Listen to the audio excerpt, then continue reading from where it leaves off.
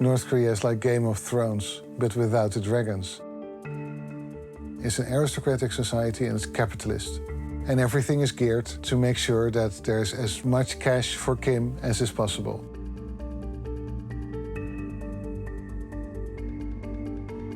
자본주의 나라도 이제 돈이라는 게 이제 피라고 이야기할 수 있는 거 아니겠습니까? Bureau 39 is involved in everything that makes money for North Korea. Selling arms, smuggling of drugs, counterfeiting of US bills. This is about hundreds of millions of dollars a year.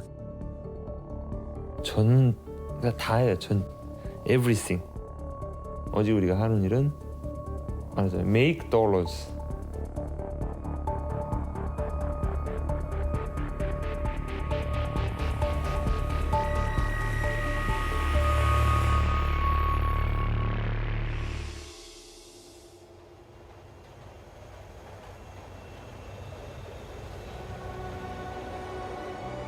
North Korea, the pariah state.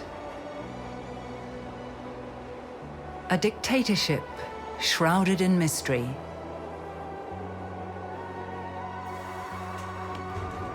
Every day, the official newspapers praise the heroic deeds of the dear leader. Time seems to stand still here.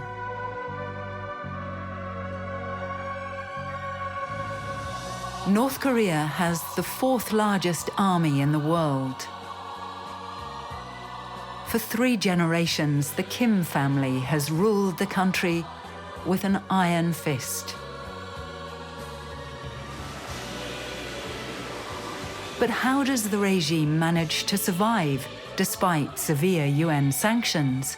And how come Kim Jong-un has enough money to threaten the world with the most powerful weapon of all time, the nuclear bomb?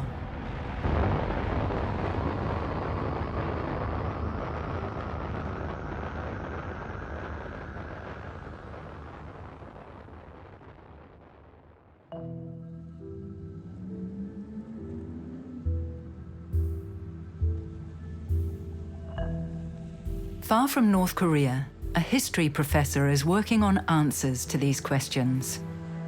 Remco Breuker from the University of Leiden in the Netherlands has been studying the enigmatic country and its rulers for years. He says our image of North Korea is wrong. North Korea isn't what it tells it is. Just look at the country functions at the highest level. What is the main goal of the government, of the regime, I should say? It's to make money, it's to make cash for Kim. What intrigues me personally is how North Korea manages to make money. One of the questions we were stuck with is, where does the money go? How much money does North Korea make? For North Korea's leadership, questions like these are dangerous. The North Korean regime sent a letter of indictment under my name to the Dutch government, charging me with 3 capital crimes. The worst of the 3 was the accusation that our research, my research, it was in my name, damaged the supreme dignity of the supreme leader. Now this sounds like it's a funny crime, right? It's damaging the supreme dignity of somebody. In North Korea, it carries the death penalty. A serious threat. Remco Breuker's investigations threaten to disrupt North Korea's cash flow. The country is internationally isolated because of its nuclear program. Without legal sources of income, the regime has taken to raising money illegally. New York, the seat of the United Nations. Since 2006, the UN has imposed 9 rounds of sanctions against North Korea. These measures are monitored by an international panel of experts. The panel consists of 8 members, including ex-intelligence, military, and financial experts. For their own safety, they work in secret. Only the coordinator, Hugh Griffiths, is willing to speak on camera. The sanctions have a tremendous impact on one level on North Korea. It means that their economy can't flourish in the way it would if they were able to sell their largest foreign currency earning commodities legitimately. So they can't ship coal legitimately. They can't ship iron ore legitimately. They can't ship zinc legitimately. Foreign currency is very important to any country, no matter how autarkic its economy. You need foreign currency to buy the goods that are essential for your population or for your elite group. So foreign currency is pretty essential to North Korea's survival. The question is, what's more important to the North Korean leadership, developing a nuclear and ballistic missile program or seeing their economy flourish? The regime decided to go for the bomb. In 2005, it officially announced that it had nuclear weapons as a protection against attacks from the outside and to strengthen its power on the inside. Pyongyang, the city of the chosen. Brand new apartment blocks line spotlessly clean avenues. Here is where Pyongyang's upper class resides. Only those who are considered loyal to the regime live here.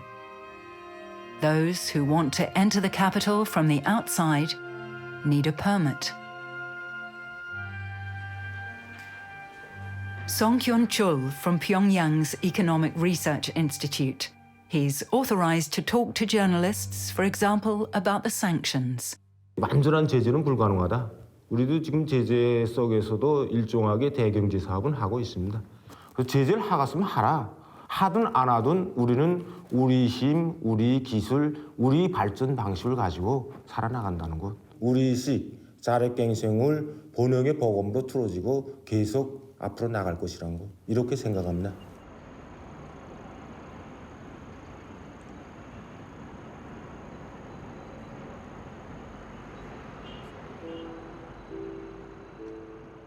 The sanctions that have been put on North Korea are extremely strict. I mean, there's probably not been a country that has been sanctioned more diversely and more strictly. At the same time, they're no longer working.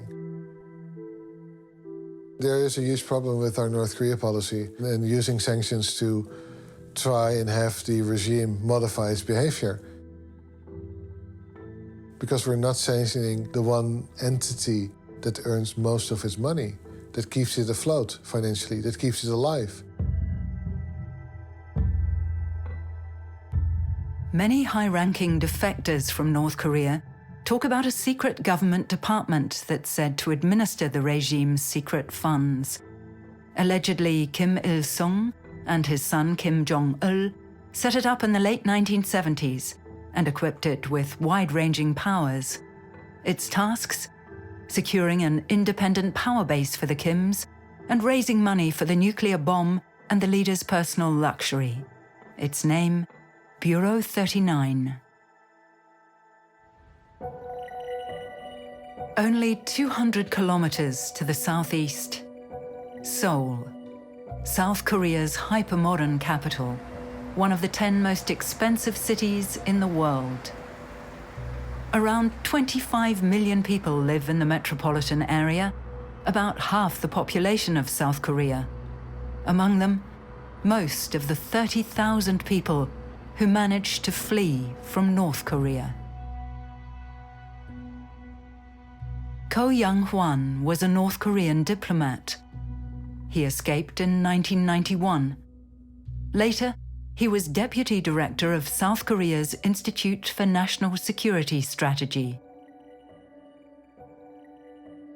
Few people know more about the Kim regime's workings than he does.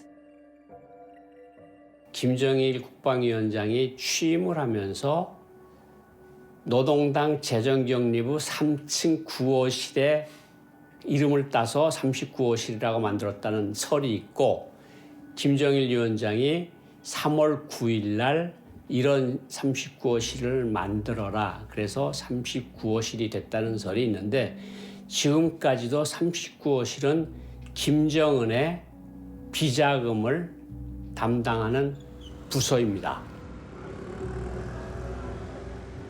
Talk to any prominent North Korean exile and they'll all tell you that Bureau 39 is absolutely crucial in earning revenues for the North Korean regime. It's absolutely vital. Take it away, everything collapses.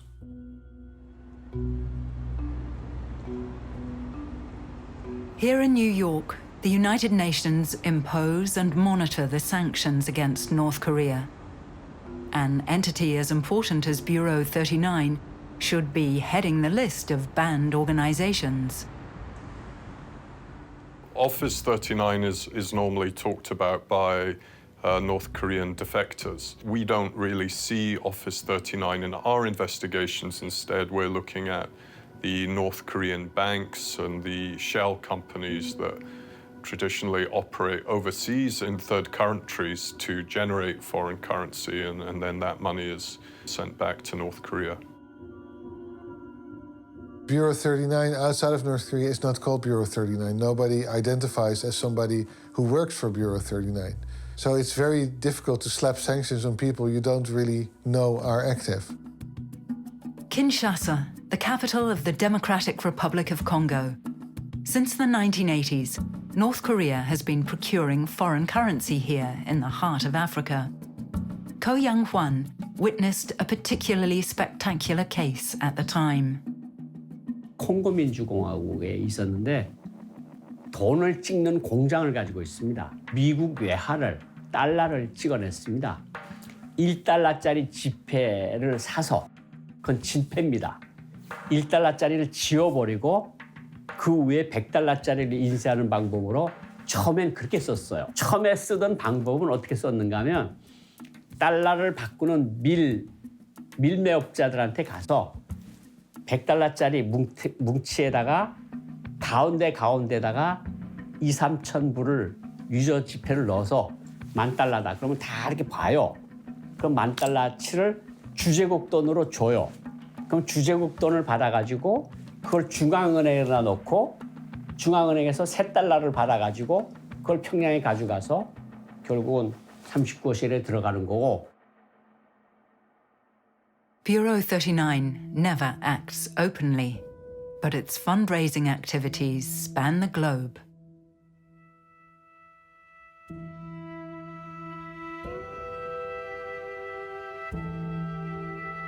Angkor Wat in Cambodia, a World Heritage Site. Over 2.5 million people visit the old Khmer temples every year. Selfies for the tourists. Foreign exchange for Cambodia. Angkor Wat's operating company earned more than $100 million in 2018. Tourism is by far the largest industry here. A lucrative business. Also for North Korea.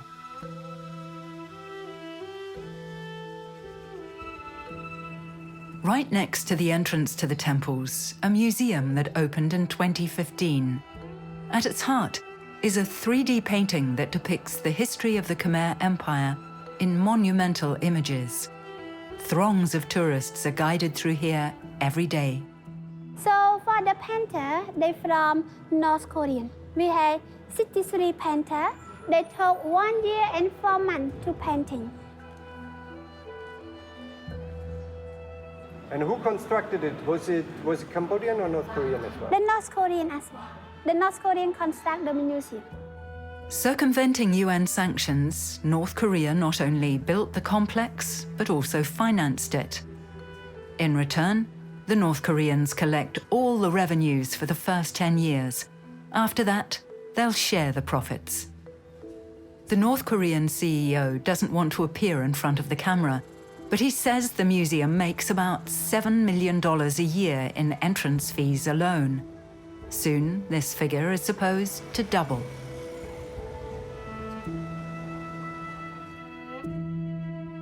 Cambodia and North Korea have maintained close relations for decades. Kim Il-sung and Cambodia's King Norodom Sihanouk were good friends. A solid basis for today's business ties that contravene UN sanctions.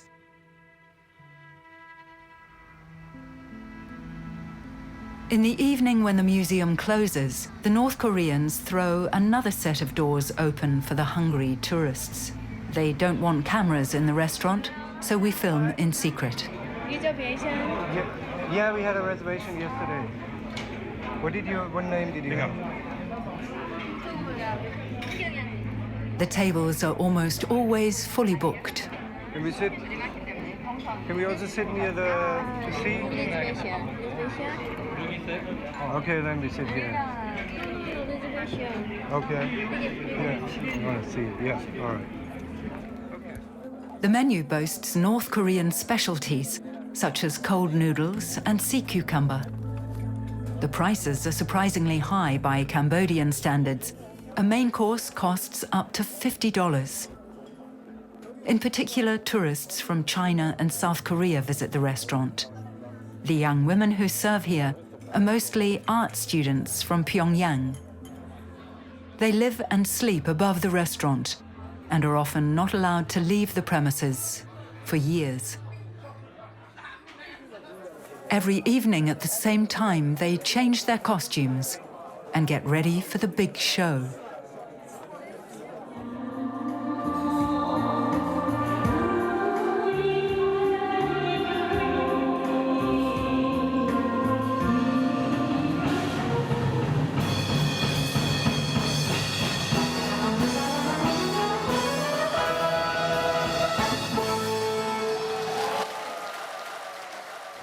There are 130 such North Korean restaurants worldwide, 3 of them in Cambodia. They're said to make several $1 million a year, but the waitresses don't get paid for their work. The dollars flow directly into the regime's secret coffers.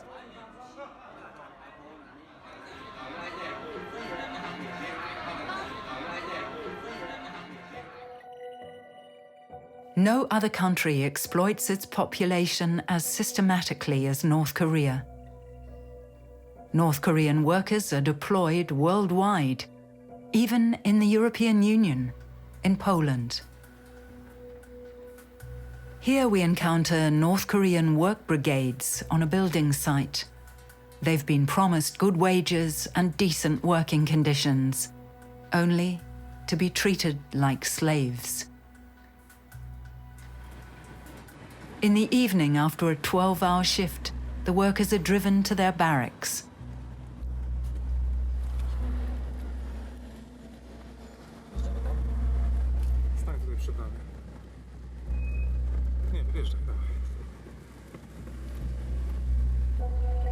They're monitored around the clock by North Korean state security.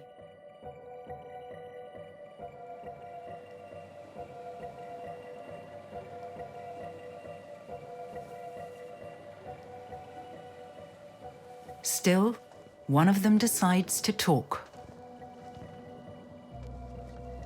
혼자 나오시는데 괜찮으셨어요? 예, 일요일에는 혼자 나오는 게 괜찮습니다. 만약에 들키시면 어떻게 되세요?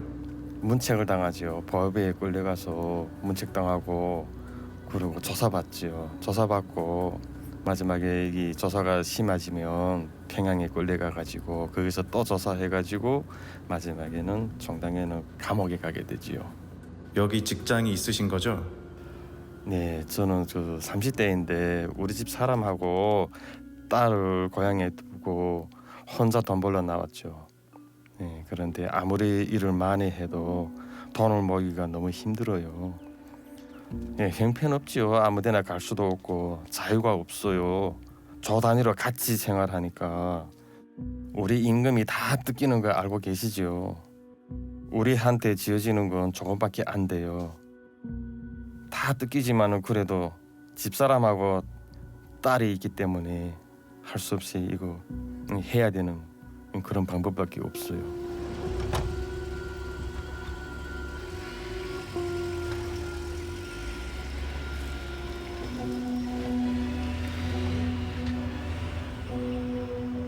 Modern slavery. North Korea sends well-trained workers to Poland to toil in shipyards and on construction sites. The workers' families are held hostage in North Korea. If the worker flees, the family at home is often severely punished. The workers only earn about 90 euros per month. The rest goes to the regime. Cash for Kim. Largely unnoticed by the international community, North Korea has sent laborers all over the world, up to 150,000 in all. About 40,000 of them are in Russia, and up to 100,000 in China. North Koreans also work in Kuwait, Malaysia, Cambodia, Mongolia, Oman, Qatar, the United Arab Emirates, and in African countries. Under UN sanctions, these workers need to go back to North Korea, but the practice still continues. Experts estimate that the regime makes up to $1 billion a year this way. 어떤 방식으로 하던 돈이 모이는 최종 집합지는 39호실. 요거는 39호실에서 하는 겁니다. 그러면 거기서 손을 못 대는 거죠. Defectors say that Bureau 39 is directly controlled by Kim Jong-un. It manages the leadership's secret accounts, the so-called palace economy. But where in Pyongyang is Bureau 39 located? And how many millions flow into its coffers?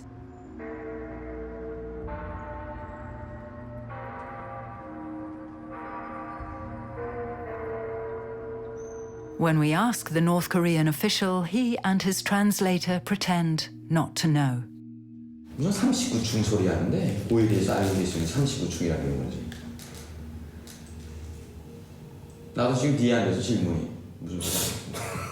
39층? 아, 누가 39층? 일어났어요. Bureau 39 is one of the best-kept secrets of the Kim regime. Only North Koreans who've escaped can talk about it openly.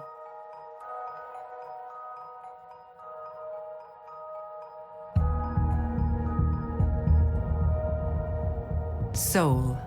At a secret location, we meet a man who used to work for Bureau 39. He was based in China. His task? Smuggling foreign currency. Then he escaped. His position was so important that today the North Korean regime threatens to kill him. This is why he had plastic surgery to alter his face. Even so, he only wants to be filmed from behind. 이제 북한의 경제는 사회주의 계획 경제가 아니니까 그 사회주의 계획 경제는 이제 국가가 모든 주민들에게 이제 식량을 비롯해서 뭐 모든 걸 공급하는 이제 그러한 체계 돌아가는 게 이제 계획 경제거든요. 근데 이제 북한이 이러한 것들을 이미 이제 포기를 했습니다. 그래서 일반 주민들에 대한 그러한 뭐 식량 공급이라든가 뭐 이제 생활 필수품이라든가 이러한 공급들은 이제 다 포기했고요. 나머지 사람들은 다 시장에 이제 우고해서 살아가고 있습니다. 그러니까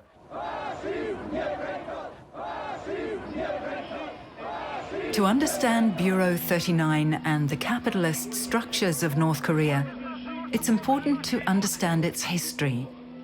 In 1991, the Soviet Union breaks up. North Korea loses one of its most important trading partners.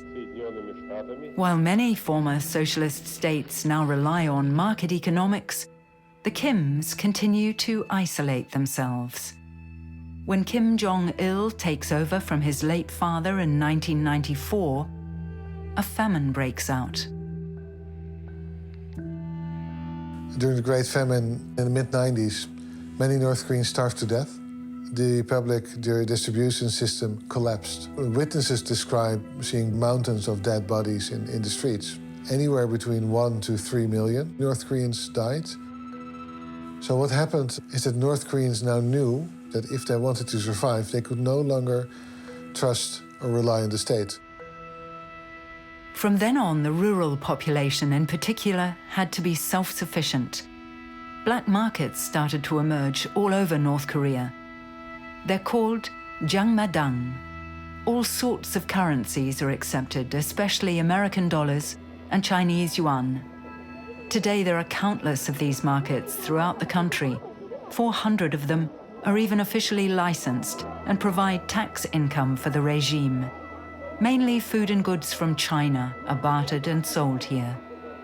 뭐 잘 알다시피 북중 국경이라는 게 몇 킬로 남아가 이제 그 국경을 맞대고 있습니다. 거의 뭐 한 제가 알고는 한 70-80% 지역의 그 위치에는 그런 철조망 같은 것도 없거든요. 이걸 통해서 주민들, 국가가 통제하지 않는 이런 주민들의 교역이 아주 활발하게 진행되고 있는 거로 제가 알고 있습니다. 그러니까 So the regime tried to control the market, but it knows it can't, because if it shuts down the market without having in place another public distribution system, people die of hunger. And North Koreans are not going to let that happen again. They know what happened last time. And that's how North Korea really changed from a socialist country with an economy in ruins to a capitalist country with a hybrid economy that looks socialist but really is really capitalist. The biggest profiteers from these black markets are Pyongyang officials. Because of their loyalty, but mainly out of financial self-interest, the regime allows them to trade. Over the years, they've become rich. They sell luxury goods, smuggle raw materials, and invest in real estate. They're called donju, money lords. They enjoy the luxury and the freedom that the regime grants them, but their loyalty comes at a price.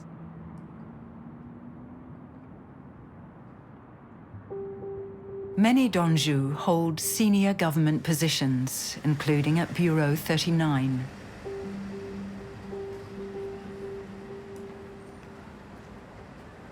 Like this man who's been hiding in Seoul since he escaped. Born in the 90s, he experienced how North Korea developed increasingly capitalist structures. Before his escape, he was responsible for exports, Bureau 39's most lucrative business. Fearing the regime's revenge, he too doesn't want to be recognized. 우리가 흔히 이야기하는 어떤 최고 존엄에 대한 충성심 뭐 이런 거는 굉장히 이데올로기적인 거예요. 근데 이데올로기보다도 실은 더 직접적인 거는 내 물질적 만족이에요. 혹은 뭐 사회적인 지위 이런 것이 오히려 내가 거기에서 일하는 거에 대한 동기였고 목표였죠. 그거에 가깝게 접근하는 것이 그런 경제 파트에서 일하는 것이라는 걸 선택의 여지를 더 이상 두지 않았고 그랬기 때문에 저희는 그거였어요. 남들과 똑같이. In that respect at least, North Korea's go-getters are no different from their counterparts in the West. 뭐 보혜부라든가 검찰이라든가 이 사람들이 함부로 손을 못 댑니다. 왜? 그 사람들은 엄연하게 당에 필요한 외화를 벌고 있기 때문에 그 이런 안전기관이라든가 보호기관이라든가 검찰기관이 마음대로 이제 어떻게 할 수가 없는 거예요. 웬간하게서 이제 법에 저촉되는 일도 이게 당 외화벌이라고 하게 되면 눈 감아주는 일도 많고 하니까 당연히 북한의 그 엘리트 계층들이 이제 많이 선호를 하고 있죠. 어찌 보면 그냥 다 명칭은 회사이긴 한데 그 회사에 나의 어떤 이런 신분증상에서의 나의 직급, 직위를 나타내는 네임이고 실제 하는 업무는 이제 대외 무역이죠. 실제로 유럽 쪽에서도 사업을 하던 팀들이 있었어요. 뭐 그럼 많죠. 유럽에? 많죠. Hamburg, Germany. Until a few years ago, the North Korean state insurance company KNIC had a branch in an innocuous-looking apartment block here. 6 North Korean officials made deals with major European insurance companies. 대외보험총국이라고 있습니다. 대외보험총국이 한 번은 뭐 행정부 이제 보험을 하는데 보험 사기를 합니다. 보험 사기라는 건 어떤 건가면 예를 들어서 헬리콥터 몇 대를 러시아제 헬리콥터 Mi-8 같은 헬리콥터를 이제 거의 다 수명이 다간 헬리콥터를 보험을 듭니다. 그래서 재보험을 들어서 영국 로이드 보험회사 같은 데다 이제 재보험을 드는데 그래서 비행기가 이제 비행기 보험을 예를 들어서 $5,000씩 매달 물다가 한 1년쯤 문 다음에 그 비행기를 폭발을 시키든가 불을 지르든가 해서 그 헬리콥터 값을 받아냅니다. 한 $200만 달러면 $200만 달러를 받아가지고. One case among many. In 2015, the European Union put the North Korean insurance company on their sanctions list. The accusation: co-financing of the nuclear weapons program through Bureau 39. Experts estimate that with crashed helicopters and similar tricks, the Kim regime earned several $100 million.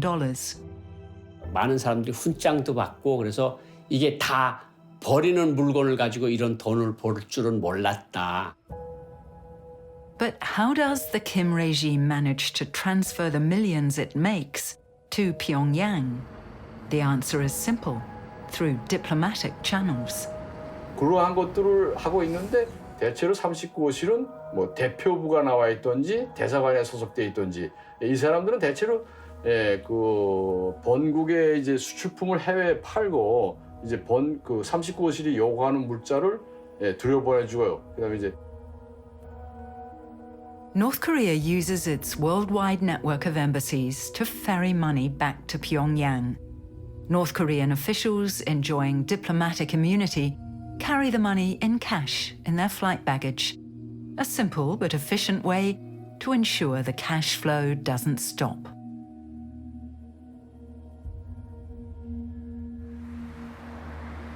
Well, North Korean embassies have a diplomatic function, but that's often mainly ceremonial. But their true function is financial. It's also illegal, mainly. North Korean diplomats are basically cash carriers for Kim. They're entrepreneurs, they're businessmen. They may be drug lords, they may be weapons smugglers, but they carry a diplomatic passport, so you can't touch them. Berlin. Right in the middle of the city lies the North Korean embassy. The North Koreans have been renting out one of the buildings as a hostel for tourists. They've been earning €38,000 per month in rent.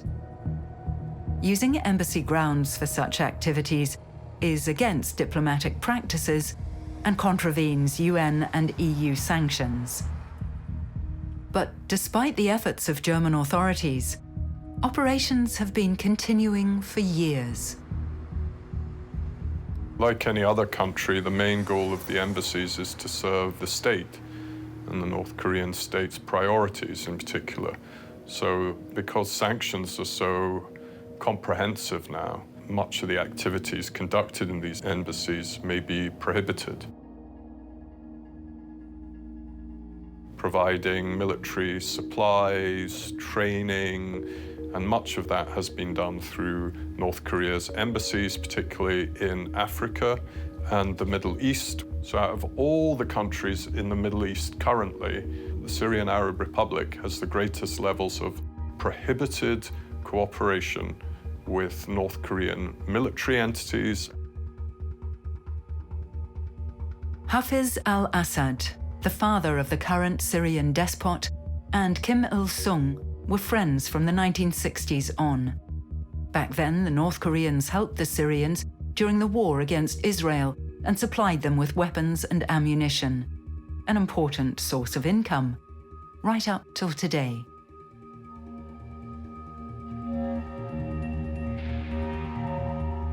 Using tactics similar to those of 18th century pirates, Bureau 39 runs ships under false flags and fake names.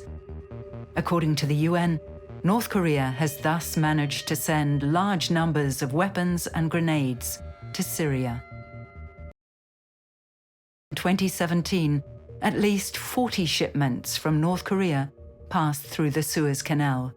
But in 2018, the UN managed to have one of them intercepted. So we found something, cargo on its way to Syria. These were acid-resistant tiles and valves, which could be used in chemical weapons development, but also missile fuel is highly corrosive, and such tiles could be used for ballistic missile program as well. The bill of lading clearly gave as an address in Syria an established front company for Syria's Scientific Studies Research Center, the SSRC, which is responsible for Syria's ballistic missile and chemical weapons development program. The chemical weapons produced in these laboratories have been used by Syria's dictator Assad against his own people for years.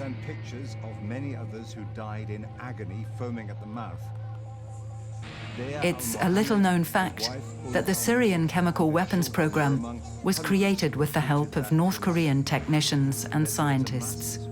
Syria's Scientific Studies Research Center, the SSRC, at facilities located close to Damascus, Homs, and elsewhere in Syria.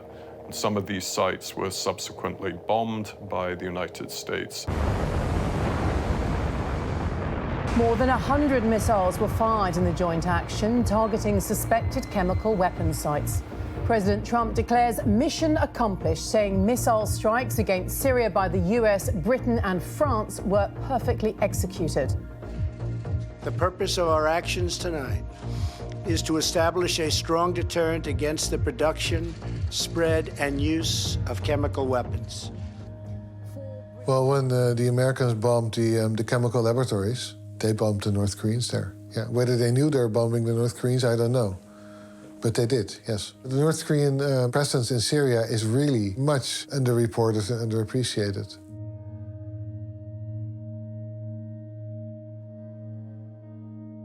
Had Syria not been able to count on North Korea to sell to it its weapons, its guided missiles, its chemical laboratories, perhaps Assad would not have emerged as a victor from this struggle. 1/3 of all buildings in Syria have been destroyed, a tragedy and a business opportunity.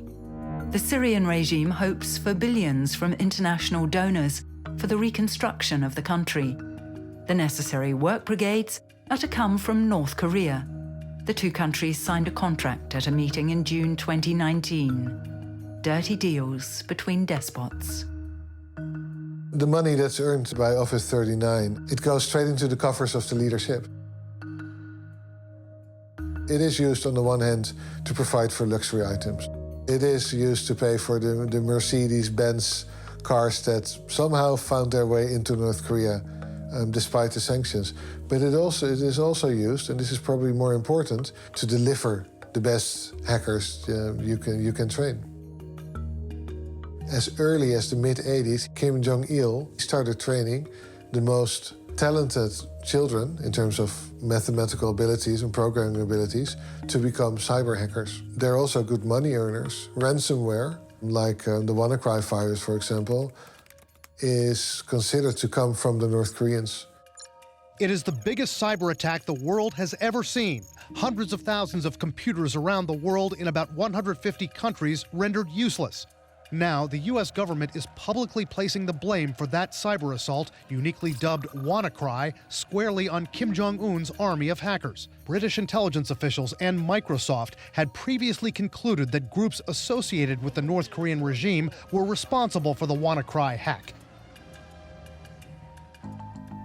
In Seoul, computer specialists are hot on the heels of North Korean hackers. Simon Choi works as a consultant for South Korean intelligence agencies. 그동안 10년 동안 북한 해커들을 추적을 하면서 사실 북한이 기존에는 뭐 국방 분야나 또는 뭐 방산업체 등 아니면은 뭐 국가 기관을 대상으로 많은 해킹을 했었는데 한 2005년도부터는 점차 그들이 North Korea has limited access to the internet. Only 1,000 IP addresses are available to the country. North Korean computer specialists use them to attack other countries. Experts estimate that between 600 and 1,300 hackers work for Kim. 대표적으로 일단 금융권을 해킹하는 팀은 전 세계적으로도 좀 뭔가 두각을 나타내는 건 두 개가 있습니다. 하나가 이제 북한의 라자루스나 또는 북한에 있는 또 다른 그런 금융권을 해킹하는 팀이고, 하나가 이제 카바나기라고 하는 러시아가 아마도 배후에 있을 거라고 추정을 하는, 거의 봤을 때는 북한이 8대 2 정도로 보여지고 있습니다. 네. 그런 특징들을 Experts estimate that up to $2 billion have been stolen by young, highly trained North Korean hackers.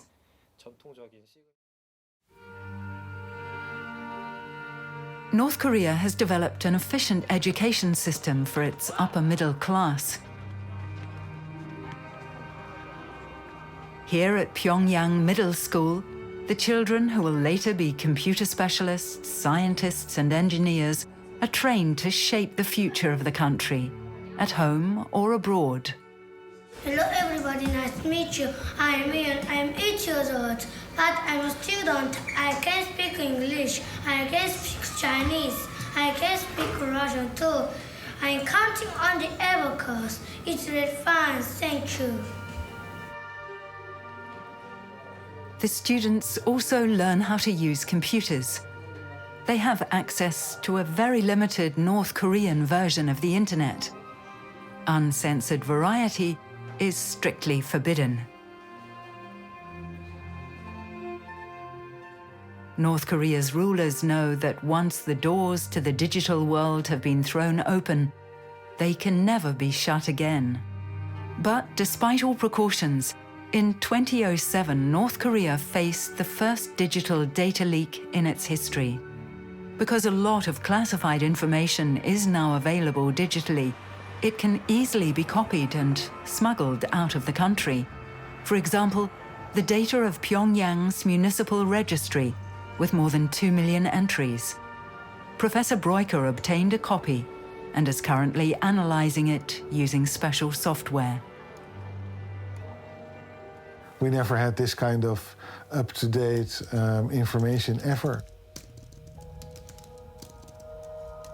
If you want to understand the system, the regime, the party, if you want to understand Pyongyang, if you want to understand North Korean economic activities in and outside of the country, this is really the stone of Rosetta. We can now actually go about analyzing and mapping Pyongyang for the first time, and we're no longer dependent on anecdotes, on people who tell us where all the buildings are.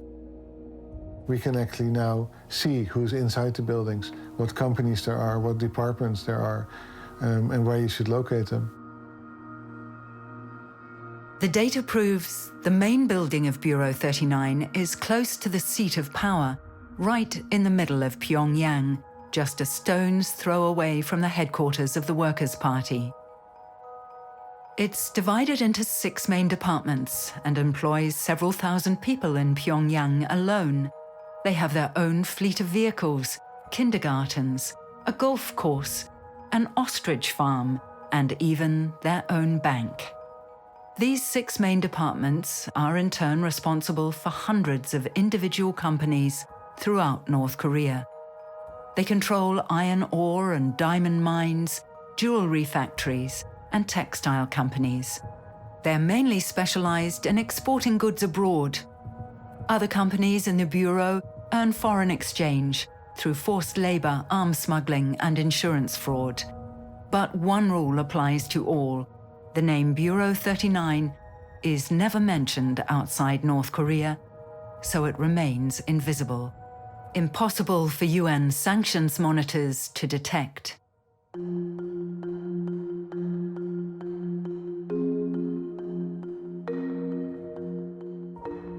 자기들이 외화벌이에 가능한 여러 가지 부분을 이제 다 이제 흡수해가지고 이제 운영한다고 이제 그런 소식이 들려오는 거. 그러니까 39실이 왜 해외에 나와서 돈을 안 버는가? 북한 국내에서의 막강한 파워를 가지고 있기 때문에 북한에서 이제 돈 될 만한 그러한 지표들을 다 39실이 가지고 있기 때문에. 다시 말해서 일반 상품 무역부터 시작해서 관리직은 몇천 명 정도 되죠. 노동자들까지 다 하면 몇십만 명이 되고요. 저는 그러니까 다 해요. 전 everything. 어제 우리가 하는 일은 맞아요. Make dollars. North Korea is changing. An impoverished socialist state has turned into a country with a highly flexible shadow economy. In many ways, North Korea is run like a commercial company. All that matters is cash for Kim. The workers here are no longer slaving away for the revolution, but for the wealth of their leader and his cronies. The gap between rich and poor is widening. While the population in Pyongyang enjoys a constantly growing prosperity, 40% of the rural population still suffer from malnutrition. In order to control its people, the regime employs Cold War-era socialist tactics. North Korea's shadow economy, on the other hand, is 21st century capitalist. What the database shows, beyond any doubt, is that Office 39 not only exists, and now we can prove what it does. It owns companies, it operates these companies, it exports clothes, it exports tobacco, it exports all kinds of things. And that is actually quite an important development in understanding how North Korea manages to earn money abroad.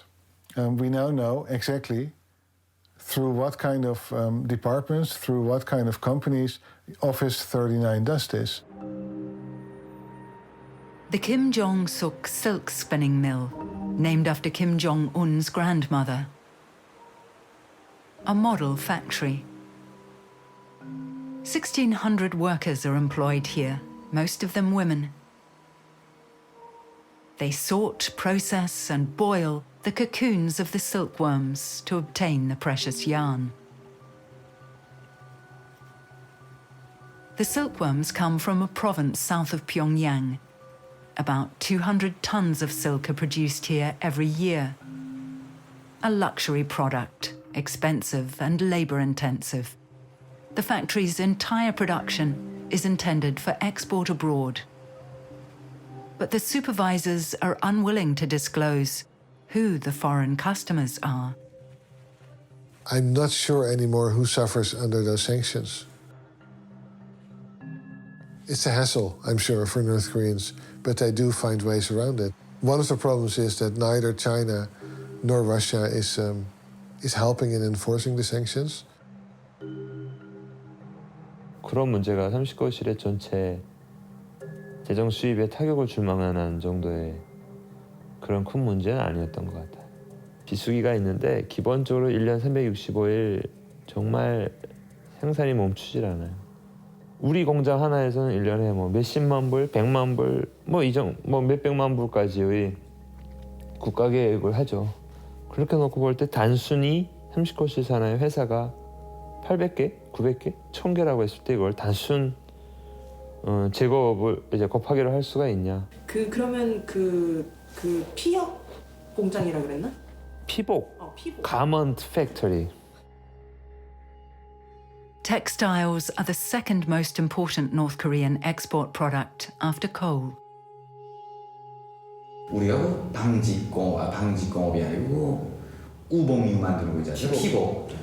그게 기계에 소문이 났답니다. 세계적으로 소문 나는데 그게 수출 현지 되고 있는지 이에 대해서 알고 계시는지 아는 만큼만 좀. 피복 제품이요. 현재는 제 알고 있거든 일부 되는 걸로 알고 있습니다. 적지 않게 하병 형태로 되고 있습니다. 어느 나라 기업들입니까? 하병이라고 할 때.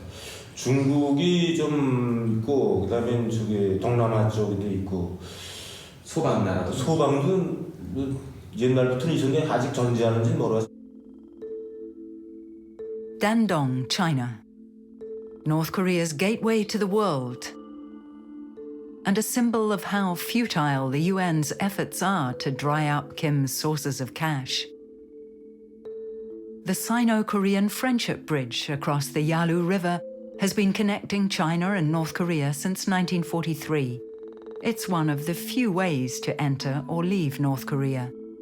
Every day, trucks queue in front of the customs checkpoint.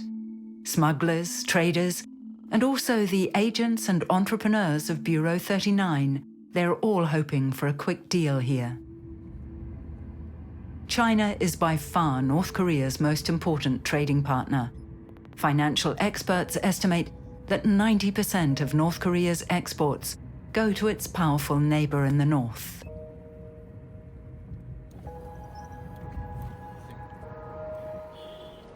Thousands of North Koreans are said to work in textile factories in the region.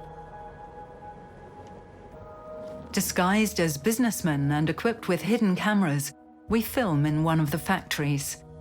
Chinese textile companies hire North Koreans because their wages are lower than those of Chinese workers. These seamstresses work day and night and often sleep on the company premises. They're likely to be locked up for years, far away from their families. Together with a team of labor lawyers, trade experts, and data specialists, Remco Breuker tries to find out whether European brands work with Chinese companies that directly or indirectly employ North Koreans. Well, we found out different things. One of the things we were actually hoping to establish was the use of North Korean workers in Chinese factories. But what we found, really to our surprise, is that, yes, we do have North Korean workers working under slave-like conditions in China, but more than that, Chinese factories outsource to North Korean factories in North Korea. We've managed to prove the existence of a significant amount of North Korean slave labor in the supply chain of some of the world's leading clothing companies. Basically, in Europe and in the US, we've come to an agreement that we no longer wish to find slave labor or child labor in our supply chain. So there are all kinds of agreements in place. But if you look closer at some of these producers, you find that sometimes up to 90% of their production does not take place in China. It does not take place in the factories where the European and the American auditors come to check whether working conditions are decent. Yes, they are in those factories, but that's only where 10% of the product is made. The other 90% comes from North Korea. Breuker's team investigated one Chinese textile company more closely. It's called Vendeste. Their website states that the company relies on low labor cost and abundant human resources. Their list of customers reads like a who's who of international fashion brands. The website features a men's jacket. Next to it, it says Korean imported. The buttons carry a label, Armani jeans. Using trade databases, Breuker's team analyzed Vendeste's business relations between 2013 and 2019. The databases used customs data showing which goods are sent back and forth between companies in different countries. So what happens is that China sends the material to make certain types of clothes to North Korea. 1 month later, they ship back in the same container, and then you have finished clothes. Those clothes are again shipped to, say, the Netherlands or to Germany or to America. And from there, they're distributed into our stores. Between 2013 and December 2016, Vendeste sent around $10 million worth of fabrics and raw materials to North Korea. During the same period, Vendeste received finished garments worth almost $25 million from North Korea. Customs classify textiles by so-called HS codes. A lady's sweater, for example, has a different HS code than men's jeans. We take a closer look at HS code 6201. It stands for men's anoraks and jackets, like the Armani jacket on the website. Between 2013 and December 2016, Vendeste imported garments worth $12 million with this code from North Korea. The same code is also used for deliveries from Vendeste to Europe and the US. Among the customers, Armani. Armani jackets that look exactly like the one on Vendeste's website can also be bought in Europe. This one costs €219. It can't be proven beyond doubt whether garments like this one are made in North Korea, but can it be ruled out? We ask the fashion brands. Armani writes, "We confirm that Van d'Est is one of our suppliers, and as such is regularly subject to checks and inspections, the result of these checks being that no finished products are manufactured in North Korea. Like all our suppliers, it's also required to declare which subcontractors it uses, and where these are concerned, it's also the case that none are in North Korea." We've also contacted Van d'Est in writing. The company offered no explanation as to why and to what extent it trades with North Korea. One thing can be said for certain. Well-known fashion brands have their goods manufactured by a Chinese company that cooperates with North Korea, a country where workers have no rights, where human life counts for nothing. Breuker's investigation shows that this is not an isolated incident. For years and years, we've heard testimonies from North Korean escapees who were in concentration camps that they had been forced there to produce textile for the export market, for famous Western brands. And I think for the first time I've been able to corroborate that through an external source, so not through a testimony.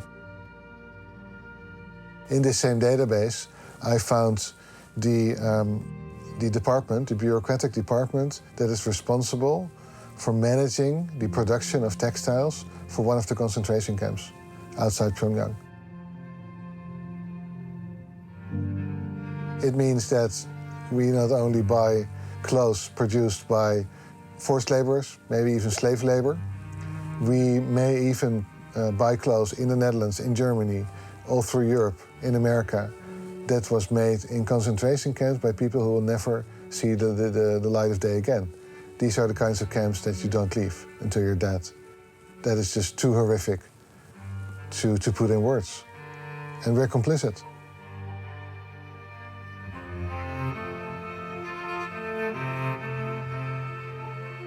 Hundreds of thousands of men and women secretly ensure the survival of the dictatorship. Their futures are sacrificed for the luxury of the regime and for our prosperity. Kim Jong-un is not a crazy dictator, but a coolly calculating businessman who runs his country like a company. His Bureau 39 does business with everything and everyone, including us.